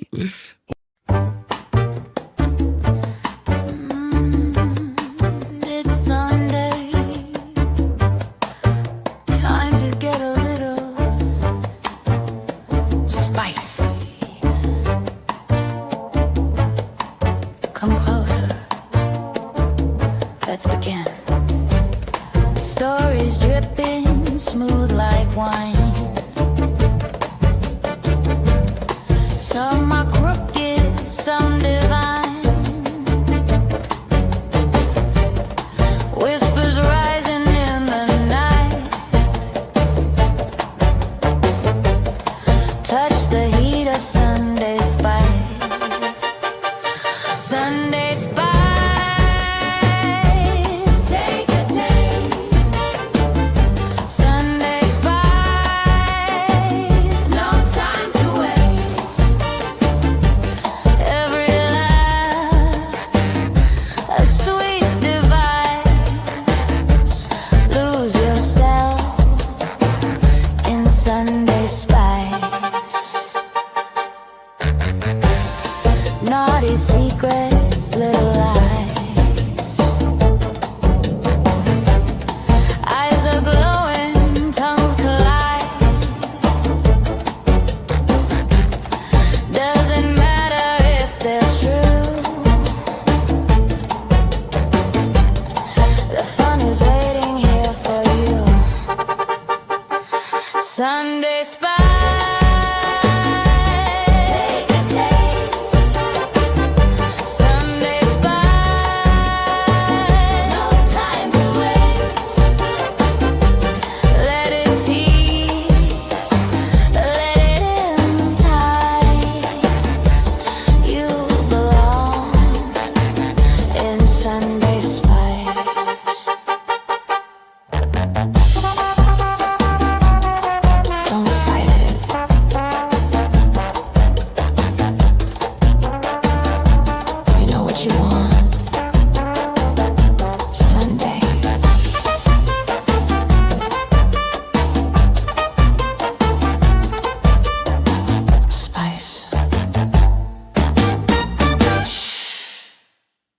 And I sent you guys